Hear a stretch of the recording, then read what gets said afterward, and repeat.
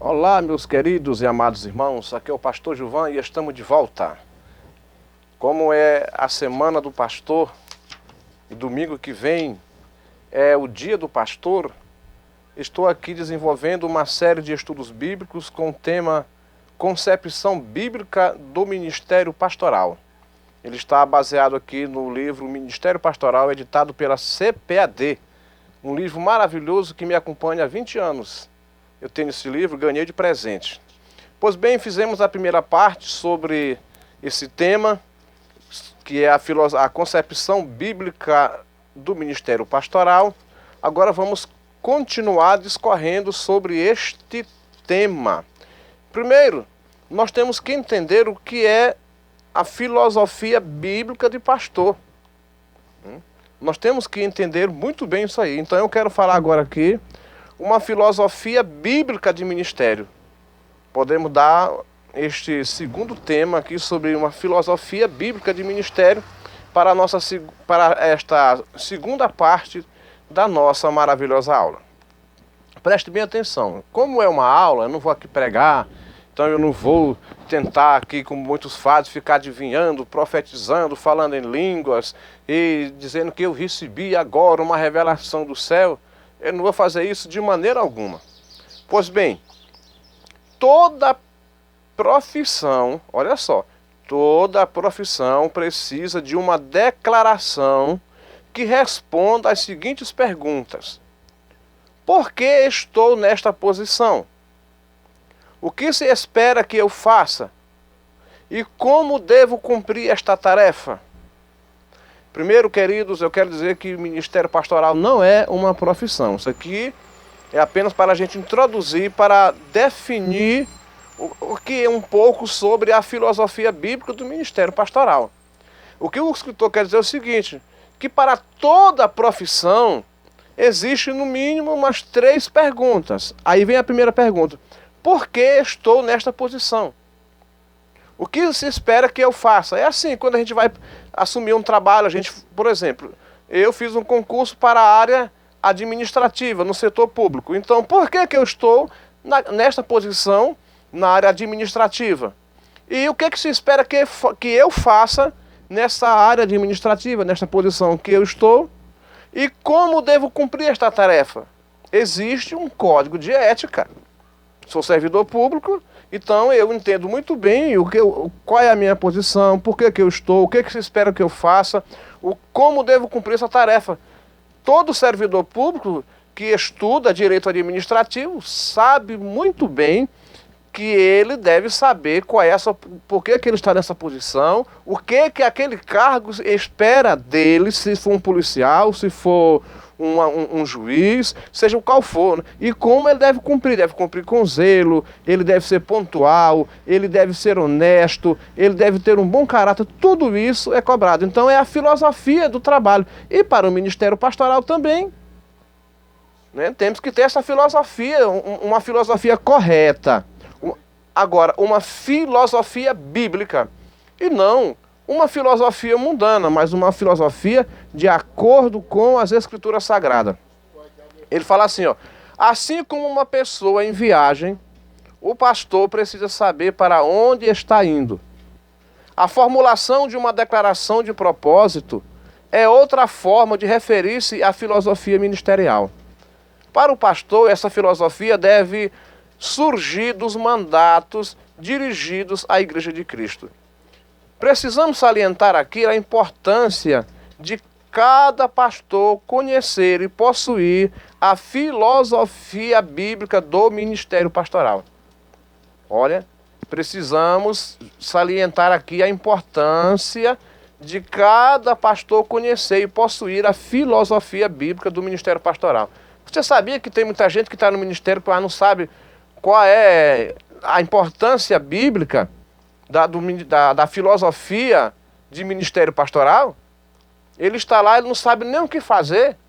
Ele quer apenas ter aquela credencial que lhe diga que é pastor, que é evangelista, para ele se orgulhar e por aí, eu sou pastor, eu sou evangelista. Ele não sabe nem o que é o ministério pastoral. Mas todo aquele que é vocacionado e que foi chamado, ele já deve entrar neste ministério sabendo verdadeiramente como é a filosofia bíblica de um ministério pastoral. Aqui diz assim: não existe uma variedade de filosofias. No ministério não existe. No ministério pastoral não existe uma variedade de filosofias ministeriais. Existe apenas uma filosofia. Viu? Existe apenas uma. E esta filosofia provém das Escrituras e se aplica a todos os pastores. Olha, repito, não existe várias filosofias, não existe uma variedade de filosofias ministeriais. Não existe. Existe apenas uma. Infelizmente, nós vemos muitos obreiros que estão surgindo aí, dizendo que existe várias filosofias. Não, a minha filosofia de ministério é isso. A minha filosofia é isso aqui. Não, só existe uma. E ela provém das Escrituras e se aplica a todos os pastores. Alguns hoje, olha só, tentam fazer com que a igreja adote um propósito específico tal. Olha só, tem igreja da família, né? Igreja voltada às famílias, igreja dos pobres, etc. Isso pode ser adequado, mas elas devem fazer parte de um contexto maior do propósito geral da igreja. O pastor tem que entender, primeiro, qual é o propósito geral da igreja. O propósito da igreja, a igreja não está voltada apenas a um propósito. Quando se fala de filosofia, se fala de propósito. Não está voltada somente às famílias. Não é uma igreja apenas voltada para os pobres. Ela tem isso aqui, tanto a família e pobre e comunidade, ela deve fazer parte de um conjunto de propósitos dentro da igreja. Do propósito maior da igreja. Então o obreiro tem que saber disso. Não, o meu ministério, o ministério que Deus me deu, pastoral, agora é voltado somente para a família. E aí tem pastores que assumem uma igreja e ele chega só com aquele dizendo: esse é o meu ministério. E os outros ministérios dentro da igreja morrem. Então o pastor deve compreender qual é o propósito maior da igreja. E para dentro deste propósito ele servir a Deus de maneira eficaz. Então, como fala aqui, ó, alguns hoje, vou repetir, tentam fazer com que a igreja adote um propósito específico, tal como igreja voltada às famílias, igreja dos pobres, etc.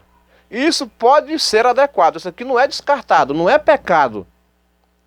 Não está dizendo que é pecado, mas diz assim: mas elas devem fazer parte de um contexto maior do propósito geral da igreja.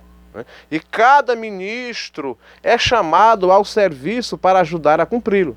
Não ousemos entrar em seu serviço com nossas ideias preconcebidas. Não, eu vou entrar no ministério pastoral, mas já vou entrar com minha ideia. Minha ideia é essa. É esse o meu propósito. Não, irmão.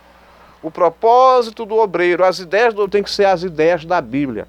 Aquilo que está na Bíblia, o padrão que o Espírito de Deus deixou para nós, do qual foram desenvolvidos pelos apóstolos. Nós devemos adotar um padrão de filosofia para o ministério pastoral, um padrão de filosofia bíblico. Como diz aqui, não podemos de maneira alguma entrar com nossas ideias preconcebidas, nossa agenda pessoal ou uma nova teoria sobre o ministério da igreja. Não, eu agora estou entrando aqui com uma visão que Deus me deu agora de ministério pastoral que é diferente e vai revolucionar. É o que nós temos visto hoje.